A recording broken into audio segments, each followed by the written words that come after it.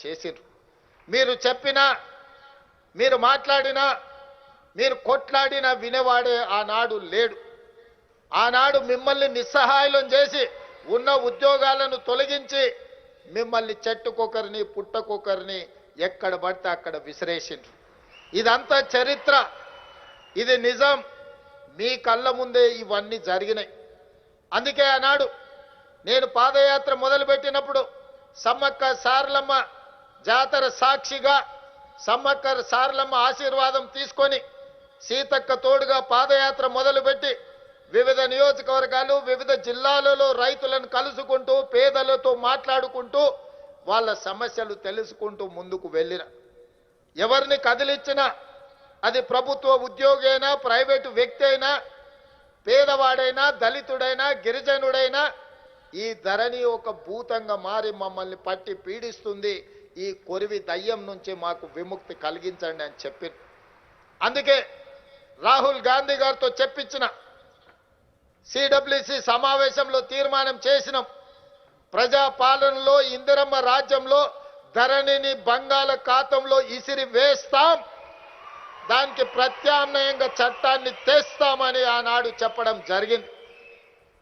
దాంట్లో భాగంగానే దీని మీద మనసు పెట్టి ఈ సమస్యను పరిష్కరించే మంత్రి నాకు తోడుగా ఉంటే ఆ సమస్యకు శాశ్వత పరిష్కారం దొరుకుతుంది అని చెప్పి శ్రీనివాసరెడ్డి గారు రెవెన్యూ శాఖ అడగలే.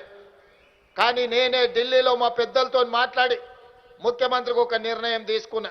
ఈ రెవెన్యూ శాఖకు శ్రీనివాసరెడ్డి గారిని మంత్రిగా పెట్టడం ద్వారా ఈ ధరణి అనే మహమ్మారిని వదిలించడానికి అవసరమైన ప్రణాళికలు సిద్ధం చెయ్యాలి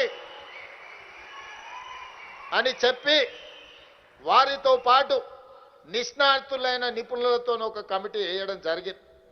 చర్చించినాం, విడతల వారిగా చర్చించినాం, రోజుల వారిగా నెలల కొద్దీ చర్చించినాం, సూచనలు తీసుకున్నాం, సలహాలు పాటించినాం. చివరికి భూభారతి 2025 చట్టాన్ని తీసుకొచ్చి ఈ తెలంగాణ 4 కోట్ల ప్రజలకు అంకితం చేయడం ద్వారా ఈ రోజు ధరణితో పట్టుకున్న దరిద్రాన్ని భూభారతి ద్వారా పరిష్కరించే ప్రయత్నం చేసిన మిత్రులారా. మీకందరికీ తెలుసు, ఈరోజు తెలంగాణ సమాజంలో ఉన్న భూముల యొక్క సమస్యలు, ఈరోజు యజమాని పేరు రాదు, అమ్ముకున్నోడు పేరు అందులోకి వస్తుంది, లేకపోతే ఇతర సమస్యలు ఉంటాయి. ప్రజలకు అందుబాటులో ఉండే విఆర్ఓ విఆర్ఏలే కాదు, తహసీల్దారులు ఈ ప్రజలకు ప్రత్యక్షంగా అందుబాటులో ఉంటారు. గ్రామాల నుంచి పేదలు వచ్చి అడిగినప్పుడు దాన్ని పరిష్కరించే అధికారం వీళ్ళ దగ్గర నుంచి తీసేసారు. ఇది కంపగుత్తగా కలెక్టర్కు కట్టబెట్టారు. ఆ పైన కుర్చీలో ఉన్న పెద్దలు ఆ అధికారాన్ని చేతిలో ఒడిసి పట్టుకున్నారు. సమస్యకు పరిష్కారం కాదు, ఎన్నిసార్లు తిరిగినా మీరేం సమాధానం చెప్పలేరు. దాంతో మీ మీద కోపము ఆవేశంగా మారి ఇబ్రహీంపట్నంలో తహసీల్దార్నే పెట్రోల్ పోసి తగలబెట్టే పరిస్థితి వచ్చింది. మల్రెడ్డి రంగన్న నియోజకవర్గంలోనే ఈ ధరణి భూతం వల్ల అమ్ముకున్నోళ్ళు తిరిగి కొత్త రికార్డులు వచ్చినాయని ఆ భూమి ఇంకొకరికి ఒప్పందం చేస్తే జంట హత్యలు ఈ ధరణి వల్ల అదే ఇబ్రహీంపట్నం నియోజకవర్గంలో జరిగినాయి. ఇవి 1-2 ఉదాహరణలు మాత్రమే నేను చెప్పదలుచుకున్నా. సిరిసిల్లలో ఒక ఆడబిడ్డ తన రెవెన్యూ రికార్డును సర్దిద్దుకోవడానికి లంచం అడిగిందని నేను ఇవ్వలేనని చెప్పి తాలిబొట్టును తీసి ఆ అధికారి కార్యాలయానికి తగిలిచ్చి వచ్చింది. అది సహజంగా వచ్చిన సమస్య కాదు, ధరణి వల్ల వచ్చిన సమస్య. ధరణి తీసుకొచ్చిన సమస్య పేదలకు, రెవెన్యూ అధికారులు తెచ్చిన సమస్య కాదు, అది రెవెన్యూ అధికారుల సమస్య కాదు, ఆనాటి పాలకులు తీసుకొచ్చిన సమస్య. ఆనాటి పాలకులు అంటించిన వైరస్, ఆ వైరస్ పేరే ధరణి. ధరణి పేరు మీద వాళ్ళు కొల్లగొట్టిన భూముల లెక్కలు తొందరలోనే గ్రామ పాలన అధికారులుగా మీరు వచ్చిన తర్వాత తీయాలి.